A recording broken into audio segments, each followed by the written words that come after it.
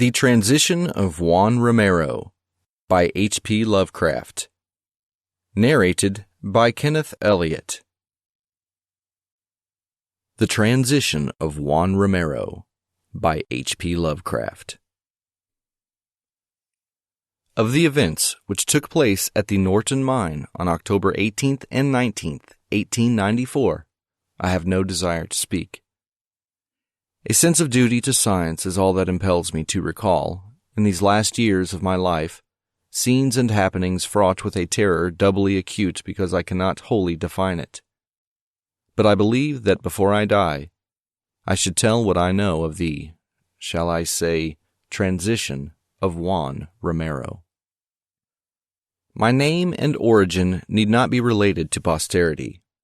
In fact, I fancy it is better that they should not be, for when a man suddenly migrates to the States or the colonies, he leaves his past behind him. Besides, what I once was is not the least relevant to my narrative, save perhaps the fact that during my service in India I was more at home amongst white-bearded native teachers than amongst my brother officers.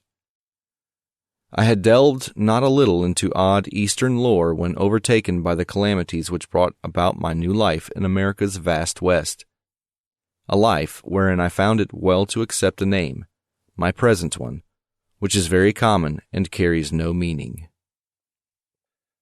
In the summer and autumn of 1894, I dwelt in the drear expanses of the Cactus Mountains, employed as a common laborer at the celebrated Norton Mine, which discovery by an aged prospector some years before had turned the surrounding region from a nearly unpeopled waste to a seething cauldron of sordid life.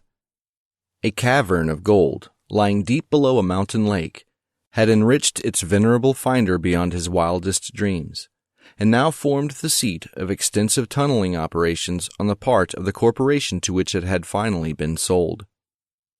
Additional grottos had been found, and the yield of yellow metal was exceedingly great, so that a mighty and heterogeneous army of miners toiled day and night in the numerous passages and rock hollows. The superintendent, a Mr. Arthur, often discussed the singularity of the local geological formations, speculating on the probable extent of the chain of caves and estimating the future of the titanic mining enterprise. He considered the auriferous cavities the result of the action of water, and believed the last of them would soon be opened. It was not long after my arrival and employment that Juan Romero came to the Norton Mine.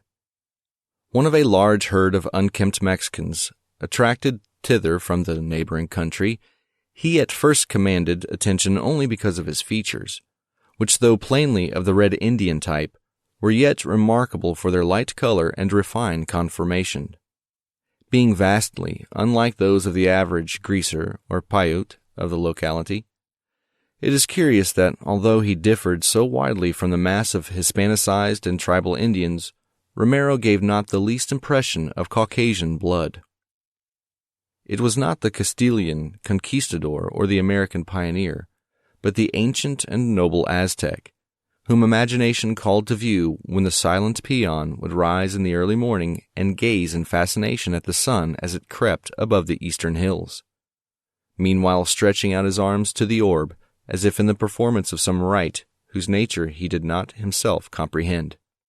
But save for his face, Romero was not in any way suggestive of nobility. Ignorant and dirty, he was at home amongst the other brown-skinned Mexicans, having come, so I was afterward told, from the very lowest sort of surroundings. He had been found as a child in a crude mountain hut, the only survivor of an epidemic which had stalked lethally by. Near the hut, close to a rather unusual rock fissure, had lain two skeletons, newly picked by vultures, and presumably forming the sole remains of his parents. No one recalled their identity, and they were soon forgotten by the many. Indeed, the crumbling of the adobe hut and the closing of the rock fissure by a subsequent avalanche had helped to efface even the scene from recollection. Reared by a Mexican cattle thief who had given him his name, Juan differed little from his fellows. The attachment which Romero manifested toward me was undoubtedly commenced through the quaint